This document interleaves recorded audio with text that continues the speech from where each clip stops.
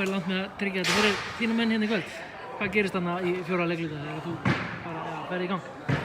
Bara skilur einn vonni, næstu vonni, þú veist. Ef maður finnur svona smá rytma og sér það detta, þá bara heldur maður áfram og þetta dettur svona, þá er það bara mjög gott. Svona vendipunktur í leiknum annað hélt er að Kananjókur fékk að fjúka út af með 5. villuna og þá svona ákveður þú eitthvað þá eða allavega þá ferð þú í gang?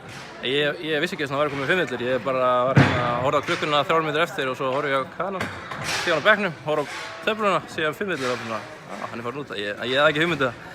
Fannst þið verið eitthvað svona vendipunktur sem að snýri þessu eða sem að skilaði eitthvað sigrinum? Já, mér fannst vörnin svona aðeins skári í hérna seinni hálfleik, fórum okkur ekki alveg jafn mörg stig og í fyrri, fengum okkur 60 stig minnir í fyrri hálfleik og það er bara alltaf mikið. Hvað gefur svona sigur Þórsurum?